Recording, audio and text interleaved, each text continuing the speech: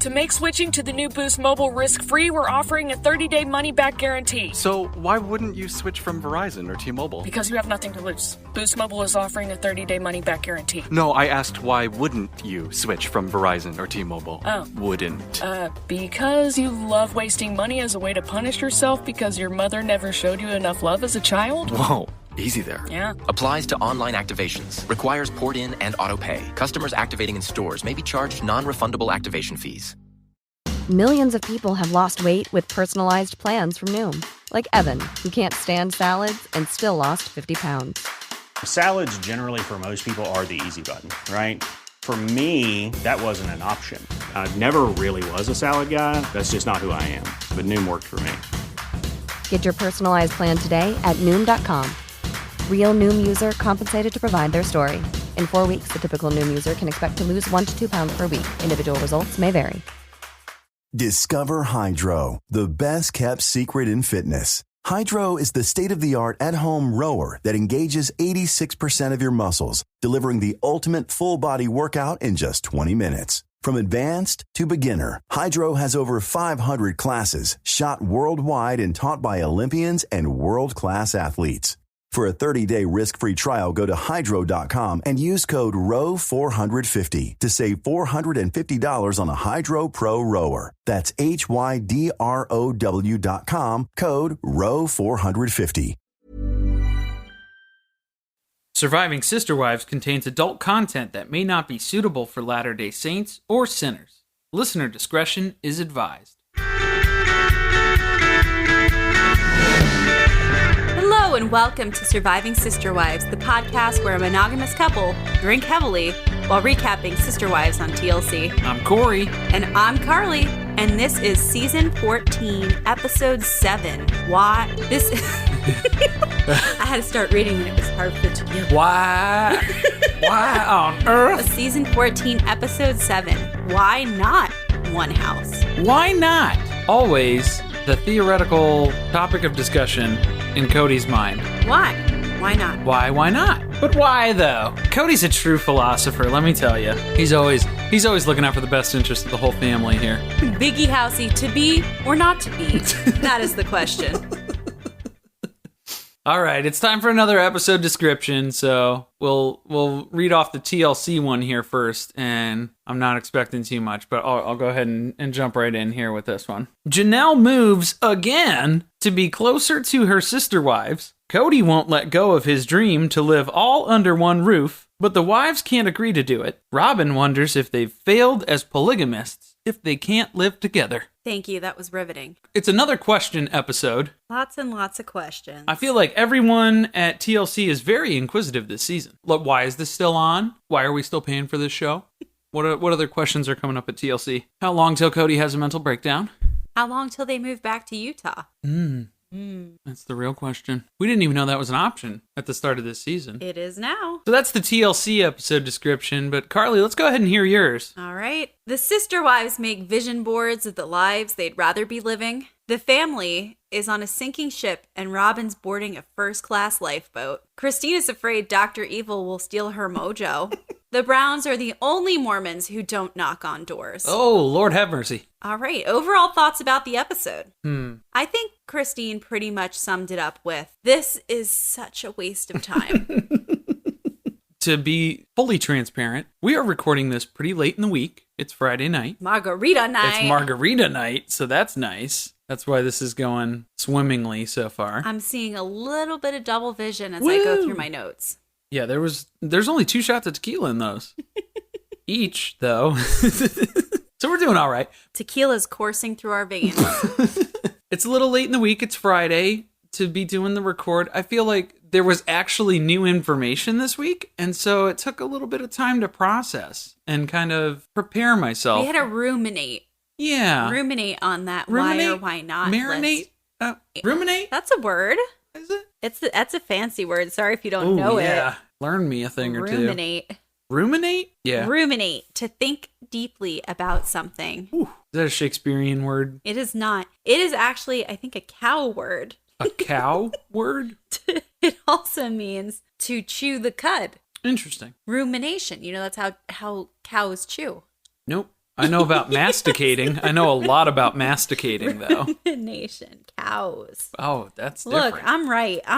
No, I don't doubt you. What you're saying is completely valid. All right, I did a goog. Rumination, also called cud chewing, is the process by which cows regurgitate previously consumed feed and masticates it a second See, masticate. time. See, I know that one. Yeah, these words are interrelated. Yes, it's all infused and entwined. See, that's why. See, you have one half of the story, I have the other half. There we go. We complement each other so well. Look at 2 peas in a pod. Should we get to the story, to the show? You know, whatever happened this week. It's vision board time. Woo! Get your art supplies out. Get your glue guns, ladies. So all the wives are coming to Mary's house. They're trekking up that driveway. It's got the most room. To make vision boards. Well, second most to Robyn, but, And discuss the Biggie Housey. Gotta do it. Every episode, gotta talk about the Biggie Housey. God, we're so tired of talking about the Biggie Housey, and so are they. You can see it on everybody's face. At this point, it's got to be like February, right? At least. We've it's after passed Valentine's. Cody's birthday. It's past Valentine's Day. We are maybe into March and still talking about this house. You know what's amazing? The fact that this is the only footage that these producers had to put a story together from. It's at least, what was that, 6 episodes? Imagine all of the Biggie Housey conversations that we have not seen. Behind the scenes. That are left on the cutting room floor. I almost didn't know what to do at the beginning of this episode when Cody was not firing up a PowerPoint presentation. I was not sure what to do with myself. So speaking of, he actually does, because we flash back again in grayscale to the Biggie Housey presentation on Christmas Eve. In case you forgot about the 85 times that we've talked about this already, let me go ahead and jump back to that footage so you could see it one more fucking time. This clip has been in every single episode since he presented it on Christmas Eve. Let's think about that. With content that good. Let's ruminate on that. With content that good, how can you say no? The editors are like, put it in, throw it in. This is gold. All right, so Mary tells us that she knows Cody well enough to know that he wants his whole family under one roof. You know. I don't think that Mary should be giving us advice about what Cody thinks at this point. I feel like Mary knows, though. Mary knows. She's been around. She knows the inner workings of the Cody brain. Mary knows you're a teenage girl. You know where I was going with that. Yeah, I know where you're going with that. Sarah Rose knows. Sarah Rose knows. You're a teenage girl. You're a teenage girl. All right. Where did I leave off? I'm saying all right a lot. All right. We learn next. This episode is sponsored by margaritas. You're welcome. Guys. No, can we talk? Oh, my mom shit. listens to this podcast. No, shit. Can we talk about this season? We've been making jokes that Mary's an alcoholic. Oh, and can we address that? It's a fucking joke. We made that as a joke. Now people are actually pointing out she may have symptoms of alcoholism. Guys, if she actually is an alcohol, if she is one unit of alcohol, it's going to be like, we're going to look like such assholes. This is not going to be good on demand, basically, in content. We really hope that Mary's not a lush. All jokes are being made as jokes. Jokes should be multiplied, not divided. Careful. Yeah. Woo. Yeah, but seriously, But seriously, real talk, she might be an alcoholic. It's scary. Yeah. Guys, I'm concerned. I'm still going to make jokes about it, but God, I'm concerned. We do not take alcoholism as a joke. It's not funny. Hopefully she's not struggling with anything like that. But I want to clarify something. We're only making fun of the footage that TLC gives us. That's their representation of who these people are. It's not the full story. It's a story that TLC has crafted for us. Again, so it's a show. We're going to make fun of it. Oh, yeah. We have to make fun of it. There is no other way we can get through this season. But we really, really hope that she's not struggling with any type of addiction. Absolutely not. With that being said, I'm still gonna make those jokes. Just saying. Full disclosure, I'm not holding back. So buckle up, because here it comes. Arts and crafts time. Next, we learn that Robyn is the Red Lady from Game of Thrones. And that she has had an elaborate vision board from the time that she was living in Montana. Never knew that. She really wanted to be part of a plural family. Put it on the board. She wanted to write a New York Times bestseller.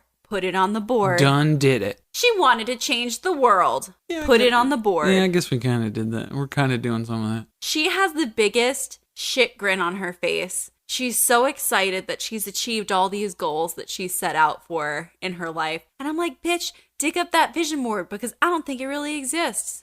Yeah, I've never heard of this vision board before. And if I'm not mistaken, well, I need to get this book. I need to get this book and read it because I'm pretty sure it's about their lives before Robyn was even in the family. So her co-writing this book sounds like bullshit. I mean, I guess we do need to get the book. Guys, we want the book, but we really don't want to pay for the book. I'm going to go to the library and I hope that they have it, but I feel like I'm going to get put on a list or something's going to happen. So without having read the book, we're just going to put it out there that we highly doubt that Robyn had a real large part in actually writing the book. Please tell us if we're wrong. Yeah. Let me know. I would love Maybe to correct she was that. the mastermind behind it. I would be amazed if she was savant enough to pull that off somehow. Writing savant, right? Is that a thing? It will be for Robyn. If it's for anybody, it's for Robyn. Christine describes vision boards much in the way most people would describe the Mormon religion. She's like, do I believe that vision absolute boards truth are a way of communicating with God and that these things come true? and the great beyond, like kind of dismissive effort? Do they influence the universe? Yes, of course. Yes, I do. Oh, yes, absolutely. Absolutely, I do. 1,000% yes. Does this sound like a really unrealistic and out there idea? Yeah. But hear me out. But I'm kind of into that. That's kind of my thing. But hear me out. Hear me out. Do you know It's how real. many times I've intended to make a vision board and I just haven't followed through? Well, that's saying something. It's saying something. I don't know what it's saying. It looked fun though. I don't know about you guys. I don't have access to that many magazines. I don't subscribe to paper magazines. I don't get things mailed to my house to read. Right? What the fuck is that? I mean, What year is it? I don't know. I don't know whose magazines those were. I don't have hot glue guns laying around. They went to like a doctor's office or a hair salon and they just took a couple magazines home with them. They're like, we'll cut these up. They'll do. That'll do. Wouldn't that be funny? Little articles from like 2004. Let's imagine like what kind of magazines they could have had. Well, if you're going to the doctor's office, it's highlights. You got highlights. So Robyn gets incredibly distracted when she flips to the page where it's spot the difference. So she's like 3 hours in. That's her favorite game. Yeah, spot the difference. It's tough. Sometimes you got to look up the answer in the back or turn the page upside down, depending on how they have it laid out. So definitely highlights. I'm looking for some good ones. GQ, Esquire. GQ. Somebody just tossed like a Mad magazine in there. A TV guide. Science news. Like, what images am I supposed to use from this? No. National Geographic. That's what you're going to find in the doctor's office. Robyn's in a funk because her house is closing. Humble brag. She's very serious about vision boards, which is why she wore her best blazer to put hers together. I don't know. I'm kind of in a funk, you guys. My house is closing. I'm not feeling myself because guys, I'm such a good realtor. I'm about to bring $500,000+ into this house. Into the coffers. Into the coffers of this family. But I'm feeling in a funk. I don't know what to do because I don't get to keep all this money for myself. I'm a little bit in a funk. I'm torn. I'm a little torn. I'm a little torn about it. So she's upset, supposedly, because she finally realizes that once you sell one house, that means that none of you can go back because there's not enough houses left for all of you. That's simple math right there. So that's a big bummer for Robyn.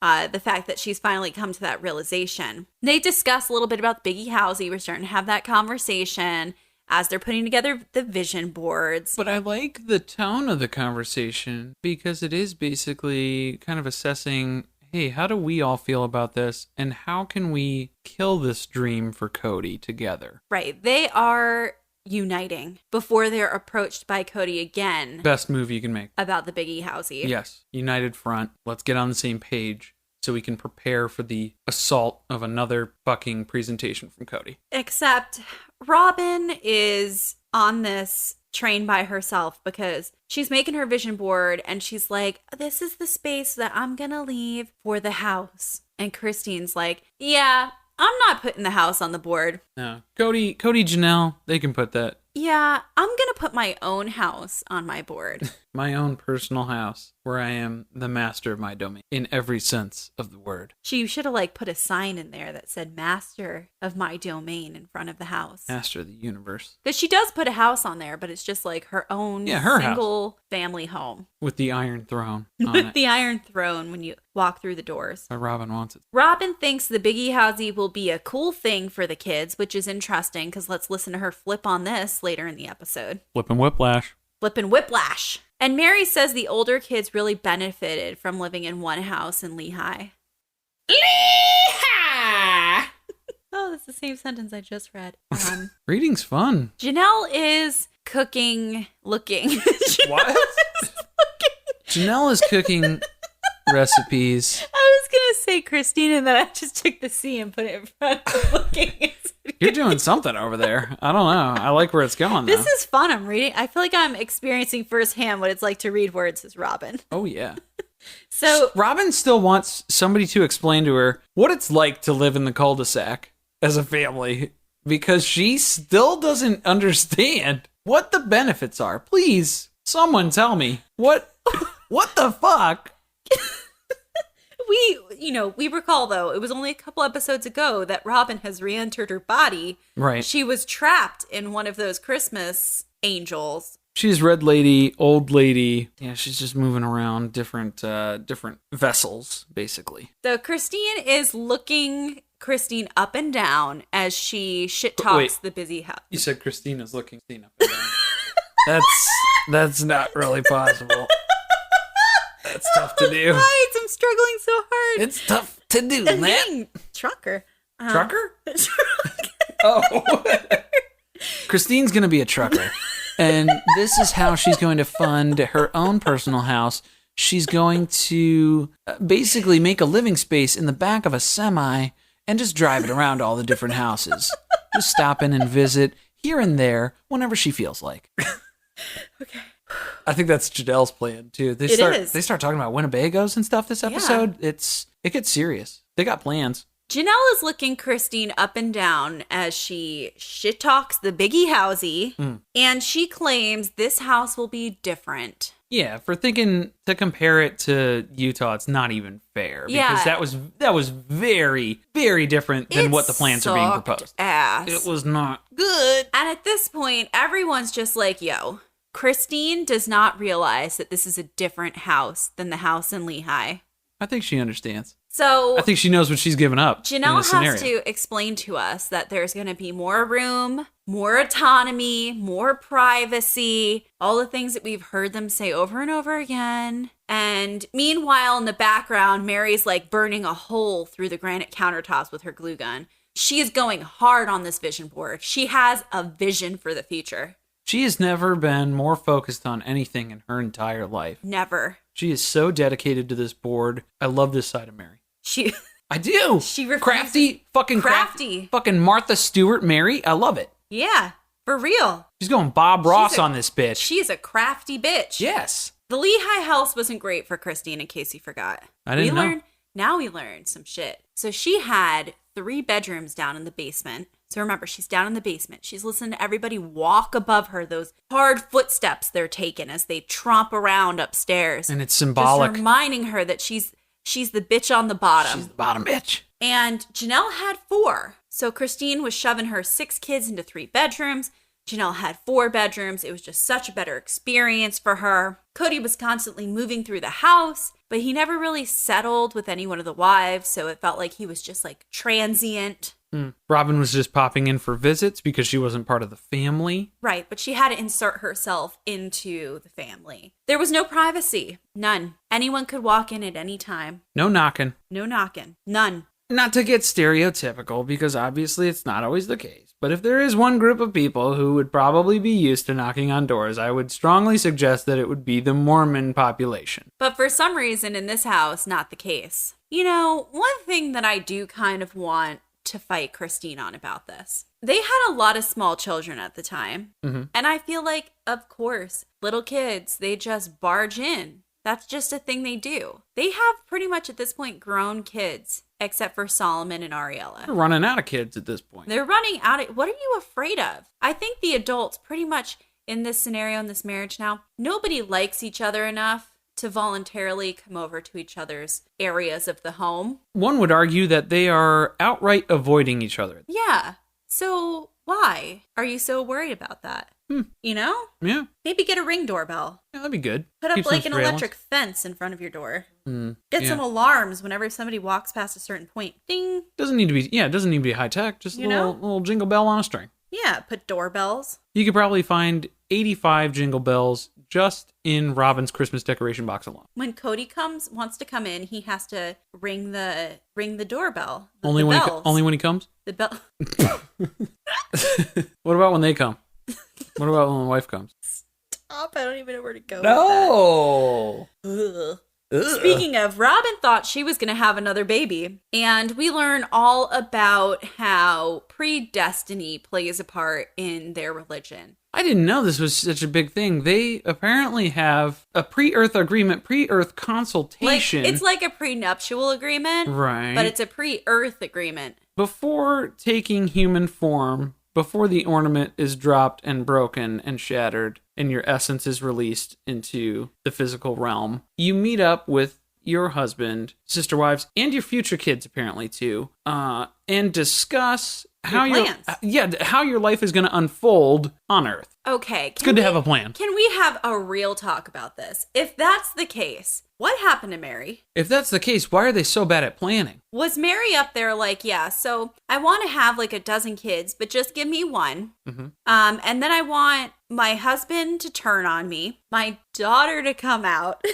and I want my whole life to suck, you know? Yeah. Well, and Robyn says in the next sentence, I always thought I was going to have one more kid before I called it quits with that. Oh, she will. And it's like, well, if you planned it out ahead of time, then wouldn't you know? You know that they're going to have another baby once they get the new house. This is annoying. Whatever house it ends up being, they're going to christen that new house with this new baby. It better be from wife number 5. Where's the new one? Maybe Robyn will ask that one to be a surrogate for her so she could keep having kids. You're going to adopt Meredith. You're going to adopt Meredith. Millions of people have lost weight with personalized plans from Noom. Like Evan, who can't stand salads and still lost 50 pounds. Salads generally for most people are the easy button, right? For me, that wasn't an option. I never really was a salad guy. That's just not who I am. But Noom worked for me. Get your personalized plan today at Noom.com. Real Noom user compensated to provide their story. In 4 weeks, the typical Noom user can expect to lose 1 to 2 pounds per week. Individual results may vary. Explaining football to the friend who's just there for the nachos? Hard. Tailgating from home like a pro with snacks and drinks everyone will love? An easy win. And with Instacart helping deliver the snack time MVPs to your door, you're ready for the game in as fast as 30 minutes. So you never miss a play or lose your seat on the couch or have to go head to head for the last chicken wing. Shop game day faves on Instacart and enjoy $0 delivery fees on your first 3 grocery orders. Offer valid for a limited time. Other fees and terms apply. Discover Hydro, the best kept secret in fitness. Hydro is the state-of-the-art at-home rower that engages 86% of your muscles, delivering the ultimate full-body workout in just 20 minutes. From advanced to beginner, Hydro has over 500 classes shot worldwide and taught by Olympians and world-class athletes. For a 30-day risk-free trial, go to hydro.com and use code ROW450 to save $450 on a Hydro Pro rower. That's HYDROW.com, code ROW450. Ryan Reynolds here from Mint Mobile. With the price of just about everything going up during inflation, we thought we'd bring our prices down. So to help us, we brought in a reverse auctioneer, which is apparently a thing. Mint Mobile Unlimited Premium Wireless. How to get 30, 30, bit to get 30, bit to get 20, 20, 20, bit to get 20, 20, bit to get 15, 15, 15, 15, just $15 a month? Sold! Give it a try at mintmobile.com/switch. $45 up front for 3 months plus taxes and fees. Promo rate for new customers for limited time. Unlimited more than 40 gigabytes per month. Slows full terms at mintmobile.com. No one knows better than HR that happy colleagues make happy businesses. With the world's largest online mental health provider, you get access to over 35,000 therapists, a match in as little as 24 hours, and that's not all. We onboard your people in days, not months, with no upfront fees and pay-as-you-go pricing. Now that's better. BetterHelp Business. Now get back to business with that podcast of yours.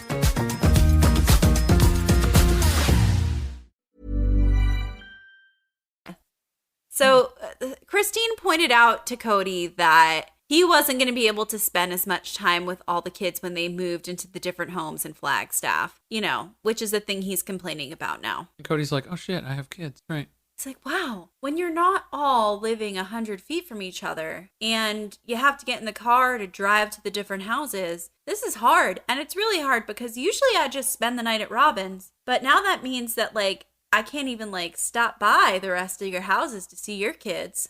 I hadn't thought of that. I hadn't thought of that, but despite the fact that I've lived this way before, where we've lived in rentals that were all in different areas from each other, and I had to drive from house to house to see you. But all of a sudden, I just realized that, that's a thing. Anyways, I'm going to run by Kinko's. I got a big order I got to pick up.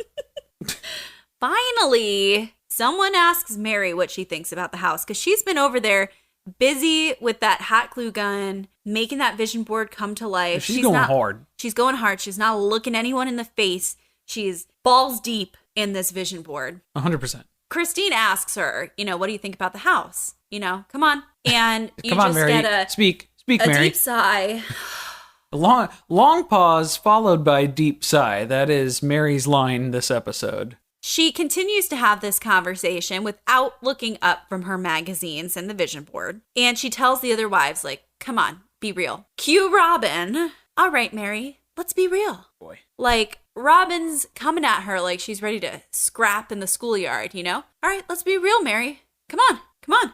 What you got? Even though, Robyn's 2 seconds away from crying at any given moment. Oh, Mary would take her lunch money. Mary would rip into her. Mary I want to see it. Yeah, I'd pay for that fight. Can we see the Mary Robyn smackdown? Toe to toe? Yeah. Don King can promote it. I know who I'm putting my money on. You always go with the quiet one. Janelle knew that Christine would say no. Mm-hmm. So she's sad about the house. She's mourning it. She knows at this point that there's no way that she's going to get Christine to overcome her thoughts on the house and get her to cave to join in on this party. And Christine says that she's only one opinion, So not agreeing doesn't mean it's not going to happen because she's only one person. She's only one vote in this. But as we know, where we go one, we go all. Mm-hmm. So she really does know. Don't you think? She knows. It ain't no secret. She knows that if she says no, that it's not happening. But she's playing it like that's not the case. Yeah, work on it. Mary talks about how she and Janelle have had some serious issues in the past, all documented in the book we have not read yet. This is what I know. Mary and Janelle especially did not get along in the early days of the marriage. Mary was very domineering, and she was very have a place for everything, and this is where things go. This is the way I like things. It was like Janelle had come into her house as a guest rather than there being a real sister-wife relationship. There was a lot of animosity there. There were a lot of problems with, again, the showing of affection. Mary was very much on top of Cody all the time. But then if Janelle would come in, it was it had to be no affection shown. So they had a lot of issues between the two of them that really... It was territorial. More for than sure. Anything. Yeah. But it's a first wife thing. Which is actually a way that Cody has described some of the wives in the past few episodes. He said it's a territorial thing to avoid that. They had to design the house in a certain way. And that's something that they've had issues with in the past. So Mary says, whatever, it's nice to see that they're moving along. And she has a lot of respect for Janelle and the fact that she's okay with moving past that stuff and that's happened way back when. And that she's willing to live together again. Well, that's good. That's always positive. And Janelle says, that they signed up to move past their shit together. Second wife privilege, I guess. And then she questions, what kind of family are we? That's a really good question. And I think we've all been asking that for the past couple of seasons. We've been trying to figure that out for 14 seasons now, Janelle. At least. What kind of family are you? We're confused. What is going on in here? And, Mary has to defend their dysfunctions. So she reminds us that not everyone is a big, happy family all the time. Right. And that's just the same case for them as well. Exactly. There's always a Debbie Downer. There's always the black sheep of the family. Mary thinks that they keep talking about the Biggie Housie because they want to be comfortable in making their decision together without Cody. But again, it's really good that they're all getting on the same page, having a wife meetup before you go and get onto the battlegrounds with Cody again. And Robyn's having a hard time answering whether or not the Biggie Housie will be better than the cul-de-sac.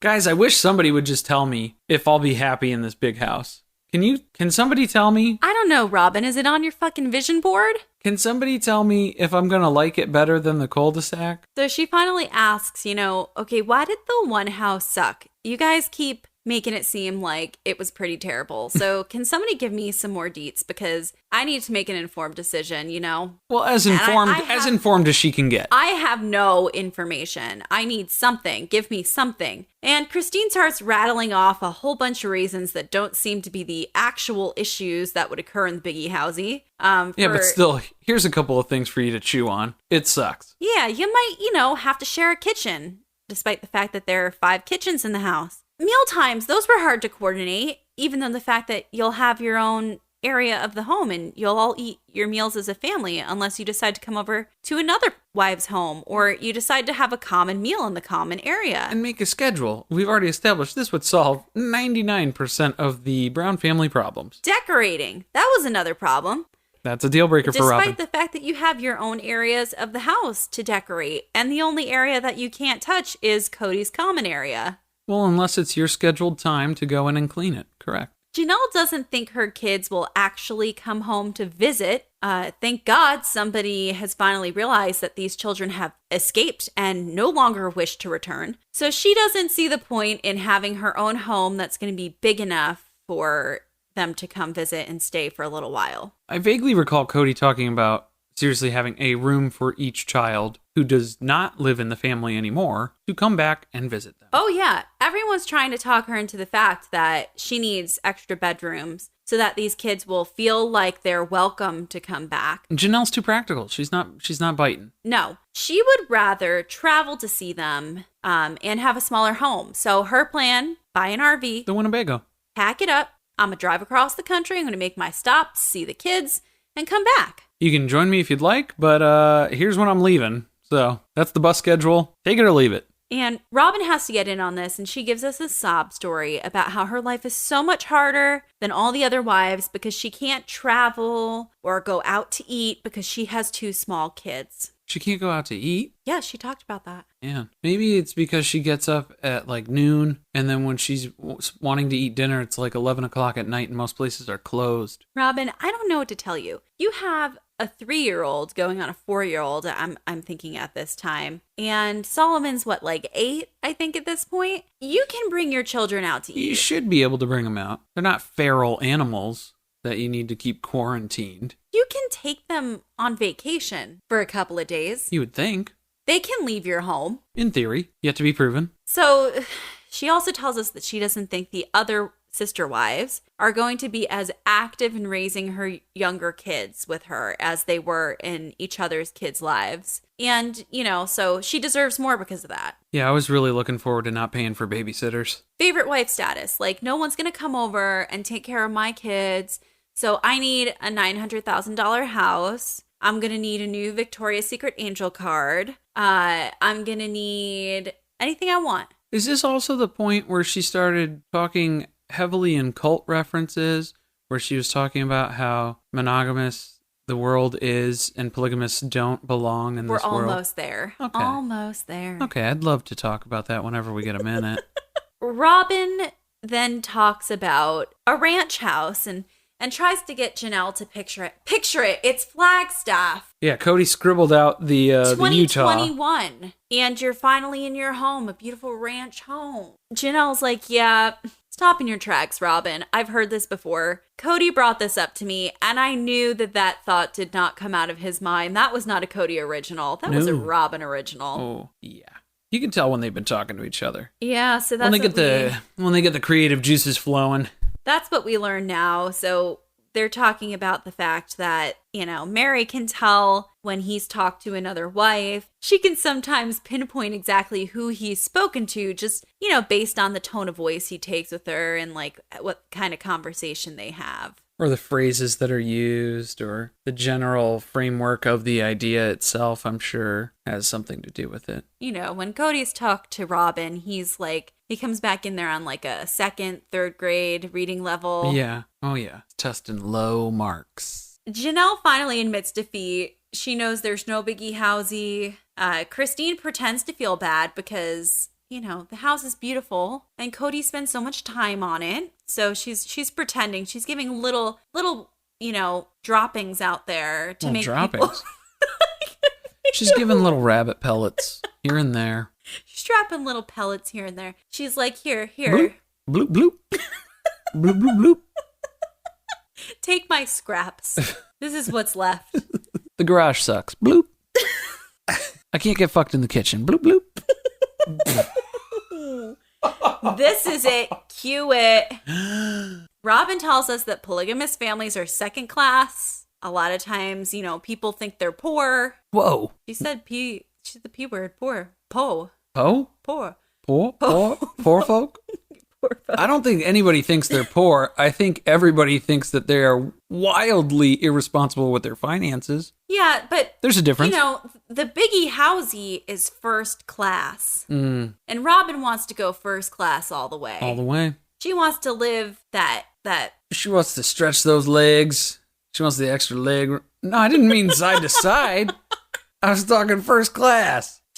That was terrible. That was a cheap shot.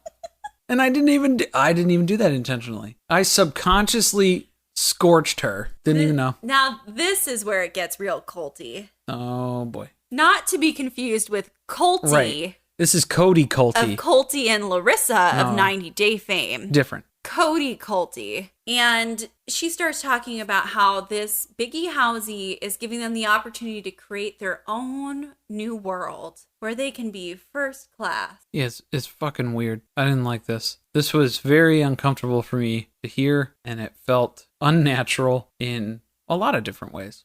Robyn cries again about how they may have failed now that they won't all live in one house. Yeah, life's pretty tough. Oh, how sad. Sucks to suck. You ready? Yeah, I'm ready. Demolition day. Ooh! Guys, we have to suffer through another moving scene. I didn't think it was physically possible for them to plan another move, but here they come, slipping another one in. Janelle's packing all kinds of shit up into another trailer. They're moving to a new rental. At least they bought the trailer this time. They aren't renting a Penske truck. They own that trailer. So that must have been Maddie. That must have been the one that Maddie brought. Yeah, they stole Maddie's trailer. They stole Maddie's trailer to take full advantage. They're using it to move Janelle out of her current rental and into a rental that's much closer to Robyn and Christine. God, I hope it's bigger. Not Mary. And we watch them load up the truck. Cody claims that parking is the reason why Janelle is moving, because he's an idiot. And he moves for the dumbest of reasons. And all the wives start to, execute him on the couch about this. They're going in on him about the fact that parking is not the reason that they're moving. Not a deciding factor. No. And he's like, well, it is for me. The reason why Janelle's moving is because she had 3 square feet of living space between the kitchen and the living room. Maybe Cody suffers from the same amnesia that Robyn has. That's why they have to do so many flashbacks. He's like, have I been in this house? Have I been in Janelle's rental? I don't remember it. Is it small? Is there a water feature? Is there an orange Julius that I stopped by in the food court? Is it down by the JCPenney or is it down by the side with the Macy's? Hold on. I think I see the directory. Yeah. Oh, I am here. I'm here. Yep. There I am. Okay, so I got to go past the restrooms. Right. Hang a right. Mm-hmm. Walk past the Annie Ann's. Go by the big springboard thing where they launch the kids on the bungee cords. Towards the JCPenney. Mm-hmm. And I'm there. Yeah. It's right over there. It's right over there by the Foot Locker. Is that a thing still? I don't buy shoes. I don't know. We don't wear shoes. I wear slippers 90% of my life. So I don't have a reason to go into Foot Locker. I don't know. It's down by the Hot Topic. That's where Mary's hanging out. Christine is helping Janelle move. How nice of her. Until she slams her exercise bike from 1994 into the wall and knocks a hole through that sheetrock. Yeah, I thought she was helping your mom move.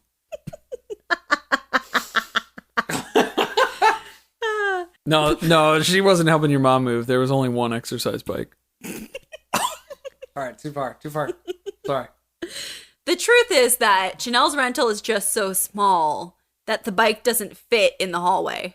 There's not enough room for a human and an exercise bike to occupy the same space at any given time. It's like we're in a trash compactor and the walls are starting to come in. It's like Star Wars, yeah. That's what's happening. Mm-hmm. So you can't really, blame Christine for that. That's just physics. More great decisions. Cody is once again wearing jeans to move. Moving denims. Trusty moving denims. And to be honest, all we really see him doing is standing in the trailer and just kind of piling things up. Wrangler on his booty.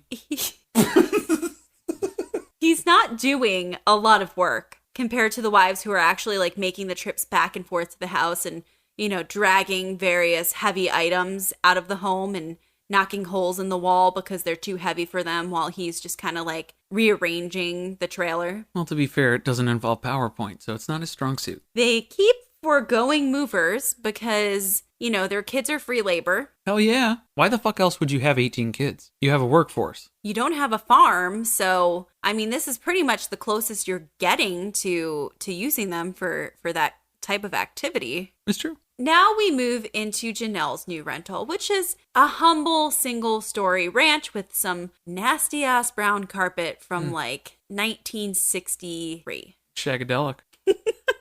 Janelle can't recall having lived in a single-story home since she was in her 20s, so she also suffers from this amnesia, which is just like rapid. There must have been a gas leak. Everybody's just forgetting everything. Everybody's getting disoriented. Mary reminds her that they lived in a single-story home together. Remember the trailer? Nope, blocked that out. Robyn, now, the sound advice giver, is always telling Janelle that she needs more bedrooms for her kids to visit. So she's really pumped about this ranch because there's more bedrooms. Super cool. Thank you, Robyn. Not a selling point. Janelle, again, she doesn't see the point in having all the extra rooms because she just wants to rent that Winnebago to drive and visit the kids instead. And Cody gets on her about how she'll be doing that alone. Nice. Because, he still has small kids. He's got important kids. AKA, Robyn won't let him go with her. No. Crack the whip. So according to Cody, he says, "We all thought we would have started building much sooner. But it's been 7 months and they haven't sold all the houses or started building yet." Well, and he also mentioned they've been moving for the past 11 months. A year of moving back and forth between Flagstaff and Las Vegas, or among different rentals within Flagstaff itself? They thought they would be able to sell their homes really fast and build really fast. But guys, that's what happens when you buy a really cheap builder grade home. Yeah, they don't have high resale value. Cody, there is not even electricity or city water running to that property yet. What do you mean you thought that you were going to build on this property a lot faster already? Yeah, you got to pull utilities first and foremost. And they had worked that into the contract so they could get such a better deal on the land that they volunteered to pay for those features on their own, which, by the way, is about probably 15 to 20 grand to do that. Who knows? It also depends on how many houses they build. State Farm knows making smarter financial moves today secures your financial freedom for a second tomorrow. On My Cultura Podcast Network, we believe this too by sharing money management tips that help you realize your dreams. Like on our show, Life as a Gringo with DJ Dramos. Now we have a level of privilege that our parents never had. So what do we do with it, right? How do we utilize the opportunities that we have that they don't, right? And a lot of that is educating ourselves on how to not make the same mistakes they did, how to not fall into those same traps, and how to not, create the same difficult situations that many of us grew up in. Like I started the podcast earlier saying, for me, in my family, one of the biggest points of contention was finances. And I know as I gotten older, I made it a promise to myself to say, I don't want to relive that. Like a good neighbor, State Farm is there. State Farm, proud sponsor of My Cultura Podcast Network. Explaining football to the friend who's just there for the nachos? Hard. Tailgating from home like a pro with snacks and drinks everyone will love? An easy win. And with Instacart helping deliver the snack time MVPs to your door, you're ready for the game in as fast as 30 minutes. So you never miss a play or lose your seat on the couch or have to go head-to-head for the last chicken wing. Shop Game Day Faves on Instacart and enjoy $0 delivery fees on your first 3 grocery orders. Offer valid for a limited time. Other fees and terms apply. My dad works in B2B marketing. He came by my school for career day and said he was a big ROAS man. Then he told everyone how much he loved calculating his return on ad spend. My friends still laugh at me to this day. Not everyone gets B2B, but with LinkedIn, you'll be able to reach people who do. Get $100 credit on your next ad campaign. Go to linkedin.com/results to claim your credit. That's linkedin.com/results. Terms and conditions apply. LinkedIn, the place to be, to be. Hey, I'm Ryan Reynolds. Recently, I asked Mint Mobile's legal team if big wireless companies are allowed to raise prices due to inflation. They said yes. And then when I asked if raising prices technically violates those onerous 2-year contracts, they said, "What the f*** are you talking about, you insane Hollywood ass?" So to recap, we're cutting the price of Mint Unlimited from $30 a month to just $15 a month. Give it a try at mintmobile.com/switch. $45 upfront payment equivalent to $15 per month. New customers on first 3-month plan only. Taxes and fees extra. Speed slower above 40 gigabytes. See details. This episode is brought to you by Progressive Insurance. Do you ever find yourself playing the budgeting game? Well, with the Name Your Price tool from Progressive, you can find options that fit your budget and potentially lower your bills. Try it at progressive.com. Progressive Casualty Insurance Company and Affiliates. Price and coverage match limited by state law. Not available in all states. All right. So now we get to the big question of the episode. And this is the whole segment that we've been building to this entire episode. The why and why not. Right. He's going to force all the wives to sit very uncomfortably in one room together and tell him why they like or hate, but mostly hate, his house. So we're going to go ahead and hunker down in this ransacked living room that looks like a storage unit exploded inside. And we're going to go ahead and hash this out like civilized people. Did you notice all the wives are seated on the couch in a very unique way? Yeah, Janelle is all alone. Yeah, she's seated all the way to one side of the couch. There's a giant gap between her and then Christine, Robyn, and Mary, who are all like clustered up next to each other.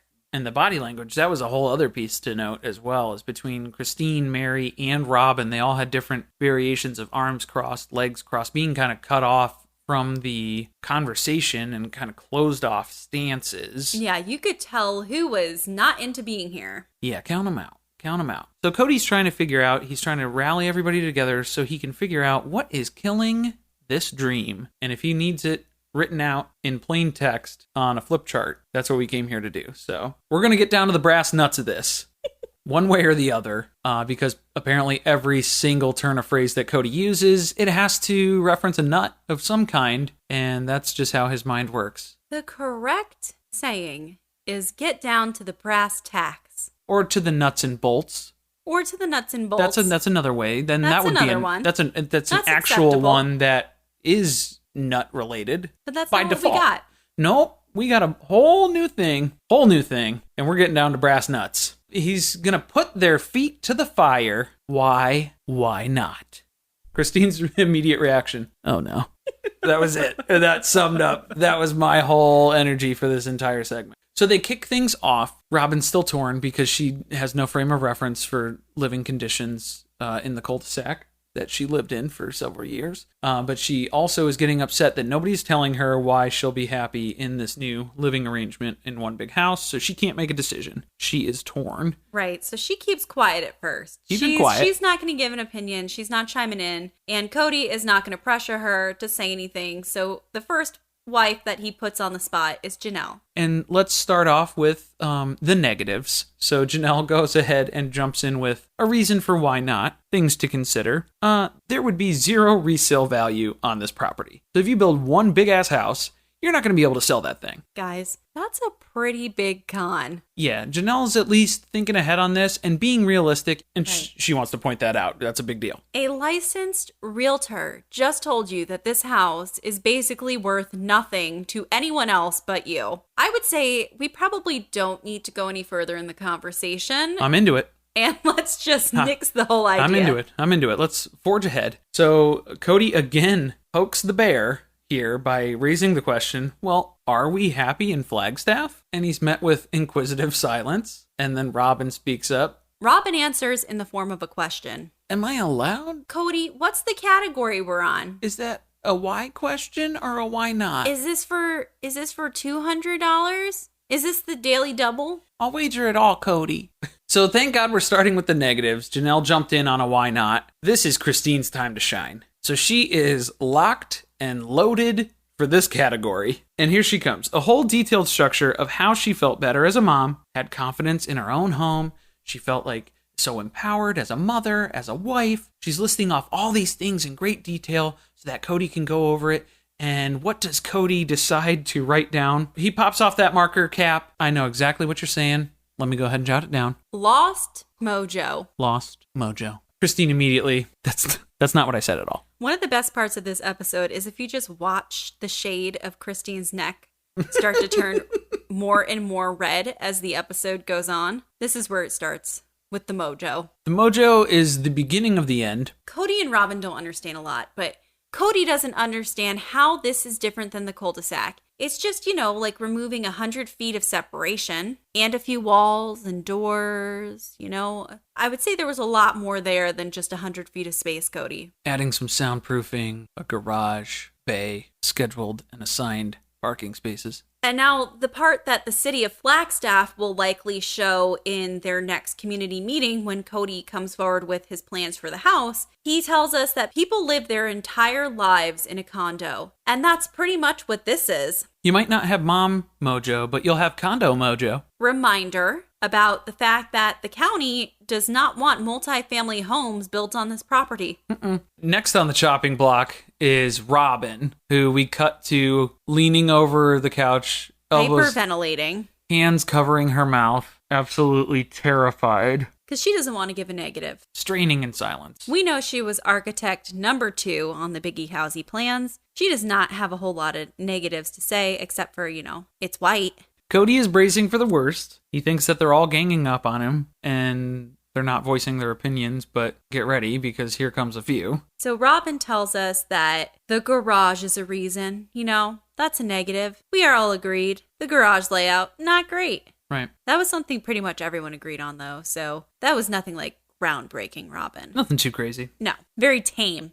By comparison. It's also at this point where Christine and Robyn begin throwing the word vomit from Christmas Eve back at Cody about how he was mentioning he needed a retreat cabin and how basically this plan is a heaven and also a prison. It's a blessing. It's his blessing and his curse. Right. He won't have any privacy. And that's what they write down on the board. But Cody turns around and says that Christine is really just saying that there won't be any privacy for her and the other wives. Not that the real issue is privacy for him, but she's not going to say that. She's going to make it out about it being an issue for him. In front of everybody else. Even though these are words that he literally said.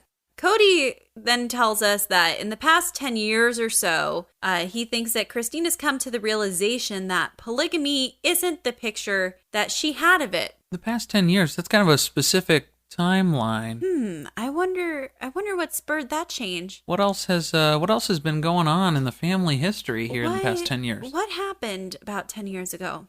Oh yeah, Robyn. Robyn happened. Glad we could clear that up. She married into the family exactly 10 years ago. And Christine just doesn't understand how polygamy could possibly work in the way that she originally thought it would. Robyn has just ruined this family. Robyn's a disruptor.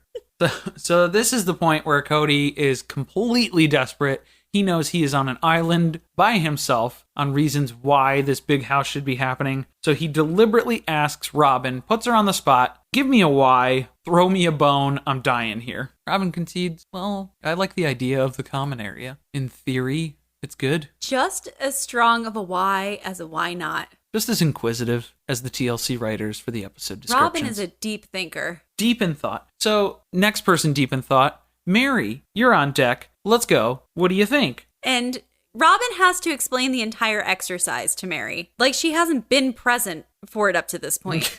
Like, she just entered the room. Because Robyn's probably like, you know, there's been times where people have asked me questions and are waiting for an answer, and I wish somebody would just explain it in simple details, right up point to point, so then that way I know what I'm answering, because there have been plenty of times where I have no clue what I'm talking about. She's like, Mary, I know you've had a few drinks. This is what we're doing. Cody has this board up here. You see this paper? We're here. And he got a big marker, and he's going to write why. Good. Why? So why you want the house? Why is why good. Biggie Housey? Good. Or why not Biggie Housey? On directory where you are here, that's where we are. We here. It's your turn. Your turn, give Mary. us a reason why. So Mary, in her wisdom, on her isolated interview on the aside on the couch, admits to the TLC cameras, yeah, this is pretty much going to be the worst scenario for me, with my relationship being in its current standing with Cody, because subjecting myself to being around his relationship with the other wives would essentially be torture and completely toxic to repairing our relationship any further than where we are right now. Yeah, if you don't remember, like, Cody only takes Mary out once in a full moon. They used to go to Chili's. They got banned. So now they just go to, like, Taco Bell. Drive-thru, yeah. A drive-thru. Mm-hmm. Sometimes he just skips the date entirely and stays at Robyn's house. So maybe a Popeye's chicken sandwich in the mix. Ooh. If they're feeling up for it. So things... I don't know, a Popeye sandwich, that might go on the good side of the list. Yeah, that'd be a why. That'd be a good date. Yeah, that's a why. That's a why. Mm-hmm. Mary's full of why nots, but she has to give a why. Secretly, only on the inside. Yes, so now she has to sift through all these why nots, and what does she pull out for the only positive thing she can say? It'd be cool for the kids. Yeah, we'll go with that. Yeah, I'm going to go with that. Yeah. I don't have any kids left living here, but I haven't actually talked to anybody about this, because immediately Robyn says, well, you know, the kids aren't really for it. And Mary's like, oh. Oh, they're not? Oh, really? Really? Well, nobody invites me over and talks to me about anything, so. Now, in my opinion, I want to point something out. Missed opportunity, Mary. I think she should have pulled out the big guns and had this conversation with Cody privately and said, our marriage is not in a state right now where I think that we're ready to live under one roof, considering you never even come to visit me in my rental. We're not where I want to be in our relationship. If you want Biggie Housey, we need to work on things. You got to get me on board. You got to get me feeling comfortable living in your house. You need to woo me a little bit. A little bit? Just a little bit. You would have to see, Cody would be tearing up that driveway. He'd be ripping and tearing something. So while Mary is still reeling with the fact that the kids actually don't want to live in this big house, Janelle starts to kind of point out, again, we've gone over this briefly as well, they've lost something as a family. Their kids interact differently. The younger kids different than the older kids. It's all just kind of changed the family dynamic of not being under the same roof. Christina's patient 0. And we hear from Cody that she's just so negative on this house that she is infecting the rest of the group. The other wives are just turning on the idea now, all because of her and the energy that she's brought to this conversation. They had to put her into quarantine on a cruise liner to see if it would spread, and turns out it did. The negativity is everywhere, testing positive in all the wives. So the whole moral of the story here on the why nots and why Christine still holds this stance so heavily is because privacy is the unspoken issue here. It's the elephant in the room, as Cody keeps referring to it. The wives just can't handle seeing Cody come and go. And I mean, we know with Christine, it's a lot more coming than it is going. That was my joke. Oh. Okay. So why or why not continued? Because, God damn it, we can't sum this up in one segment on the show. We got to go to commercial break and bring it right back because we got to hammer these points home. So here we go. We got to beat this conversation to death. Where is the dead horse? I got to hit it some more. Give me a stick or something. I'm going to whack it. Christine literally can't handle this conversation anymore, though. She has absolutely had it. She is at a breaking point. Mary thought that Christine was capable of handling this, even as a topic of discussion, and Christine is completely shutting down. She's over it. They've written a lot of stuff on this piece of paper at this point, and now Cody is taking it upon himself to just start crossing things off. Just eliminating their concerns one by one without actually solving the issue. Yeah, and at that point, Christine completely calls him out and immediately goes into, if you're going to start crossing things off the list, do not just cross things off on the why not side. If we would like to begin crossing things off, we can go ahead and cross off things on the why side as well. I can point out a few that we can remove right now. That'd be easier, because at this point, Cody's idea is treading water, and it's not good. Right. This has progressed from a conversation to a fight. Slowly but surely. Also, cue Robyn's rant on the legal system. Robyn slips into humble brag. She's the legal wife. She's the legal wife now. No big deal. And, she feels pretty guilty about it because being the legal wife comes with a few perks. Yeah, there's no legal protection for the spiritual marriages, so she has concerns about what's going to happen to all these poor saps that she's sharing a husband with, because she's entitled to everything. If the day comes, she's cashing out. She's out. I think that's what it comes down to. I like how Robyn's first scenario that she always goes to is, what if Cody dies? That's always top of mind for her. That's what she's secretly hoping for. A little concerning. Not gonna lie. But yeah, so what if the husband dies? Well, typically, Robyn explains, if the wives are a little bit older, they usually, stick together, huddle for warmth, just kind of stay put in the same house that they're living in or their living situations. Grow old together. They grow old together. If they're younger, they marry off to other men. They go their separate ways. It kind of is what it is. Christine likes to make the joke that, hey, if it comes to that, they just need to find 4 brothers. Well, hell, just leave that job to Janelle. She's good at finding brothers. That's pretty good. We then reach my favorite point of the conversation, where Cody admits that the best living arrangement that they've ever had was the cul-de-sac in Vegas. This is truly the best part of the conversation, because we are back at square one again. This also gives Christine an aneurysm. She has a semi-noticeable breakdown on the couch where she has completely lost it and has given up on this conversation. All we're doing is talking in circles at this point. This is such a waste of time. Such a waste of time. They all start kind of coming together on the fact of, yes, there are positives, there are negatives, whys and why nots. Well, right, because the entire topic of the cul-de-sac has set Robyn off. Triggered. She's triggered already, and now, is it Mary? Mary starts to point out that the younger kids all feel like separate families, because that's all they've known in Vegas the whole time. Right. Pretty much. She's tracking back to the comment that was made by Robyn about how the kids don't want to all live together. And Mary points out, well, that makes it seem like they all want to be separate, that they all want to live in different homes, and they do feel like they're separate families. So then taking everybody and putting them into one house, it could be a good thing.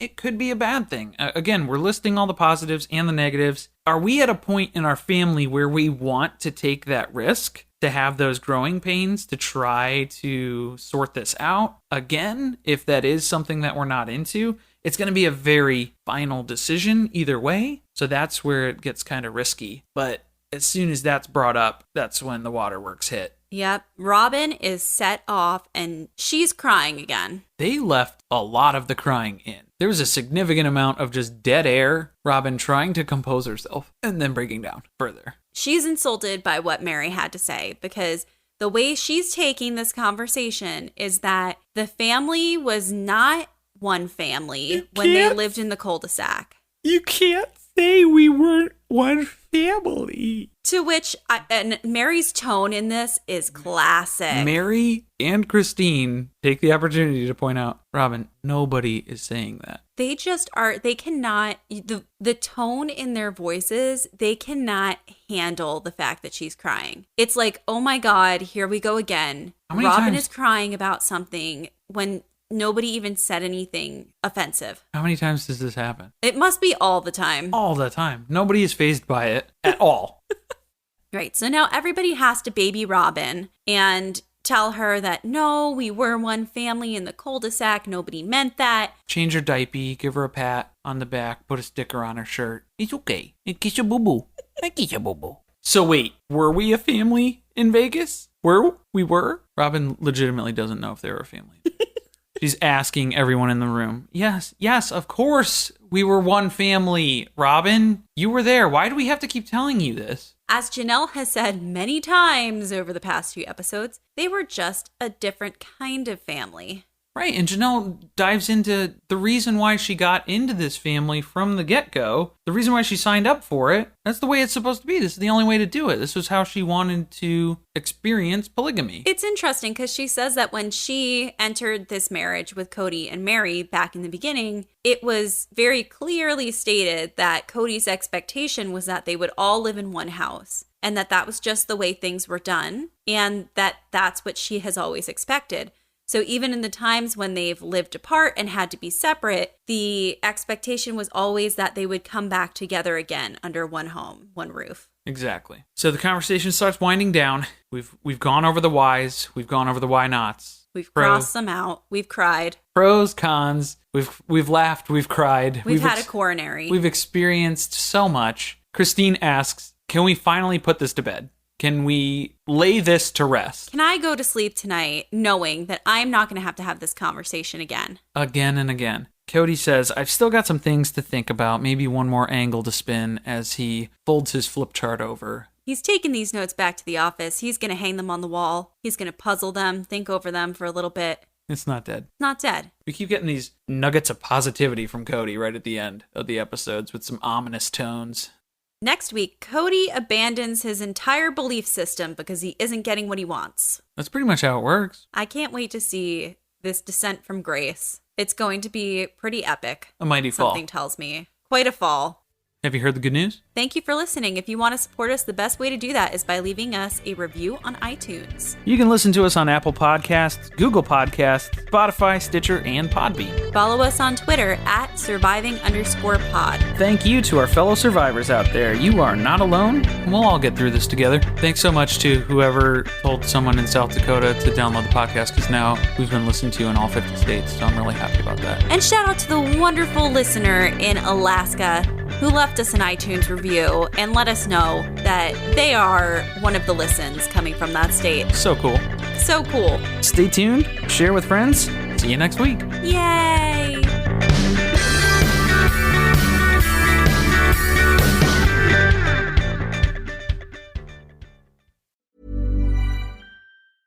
Expand the way you work and think with Claude by Anthropic. Whether brainstorming solo or working with a team, Claude is AI built for you. It's perfect for analyzing images and graphs, generating code, processing multiple languages, and solving complex problems. Plus, Claude is incredibly secure, trustworthy, and reliable, so you can focus on what matters. Curious? Visit Claude.ai and see how Claude can elevate your work.